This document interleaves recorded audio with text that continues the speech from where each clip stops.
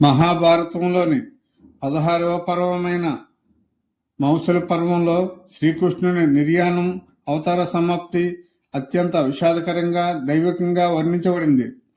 గాంధారి శాపం, మునుల శాపం వెరసి యాదవ వంశం నాశనమైన తర్వాత శ్రీకృష్ణుడు తన దేహాన్ని చాలించాలని నిర్ణయించుకుంటాడు. ద్వారకలో అపశకునాలు మొదలైనప్పుడు కృష్ణుడు యాదవులందరినీ ప్రభాసి తీర్థానికి తీసుకువెళ్తాడు. అక్కడ మద్యం మత్తులో యాదవులు ఒకరినొకరు చంపుకుంటారు. తన కళ్ళ ముందే తన వంశం నాశనం అవటాన్ని కృష్ణుడు సాక్షిగా చూస్తాడు. ఇది ఎంత కాలమహిమ అని ఆయనకు తెలుసు. యాదవులందరూ మరణించిన తర్వాత బలరాముడు సముద్ర తీరంలో యోగ సమాధిలోకి వెళ్తాడు. బలరాముడు నోటి నుండి ఒక పెద్ద సర్పం, తెల్లని సర్పం ఆదిశేషుడు బయటికి వచ్చి సముద్రంలో ప్రవేశిస్తుంది. అలా బలరాముడు తన అవతారాన్ని ముగిస్తాడు. బలరాముడు నిర్యాణం తర్వాత శ్రీకృష్ణుడు ఒక అడవిలో ఒక చెట్టు కింద యోగముద్రలో పడుకుంటాడు. తన ఎడమకాలను మోకాలపై పెట్టుకుని విశ్రాంతి తీసుకుంటుండగా ఆయన పాదం ఒక లేడి ముఖంలా కనిపిస్తుంది. జర అనే వేటగాడు దూరం నుండి చూసి అది లేడీ అని పొరబడి బాణాన్ని వదులుతాడు.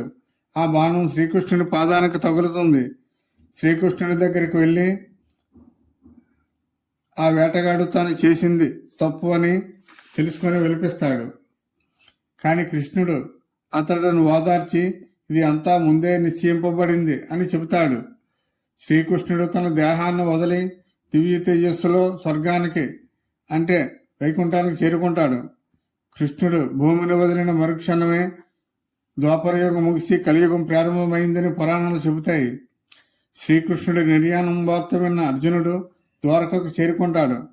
కృష్ణుని దేహానికి యాదవులకు అంత్యక్రియలు నిర్వహిస్తాడు.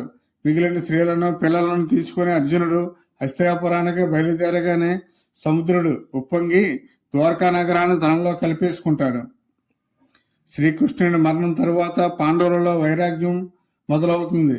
దీని తరువాతే వారు రాజ్యాన్ని అభిమన్యుడి కుమారుడైన పరీక్షిత్తుకు అప్పగించి స్వర్గానికి బయలుదేరుతారు.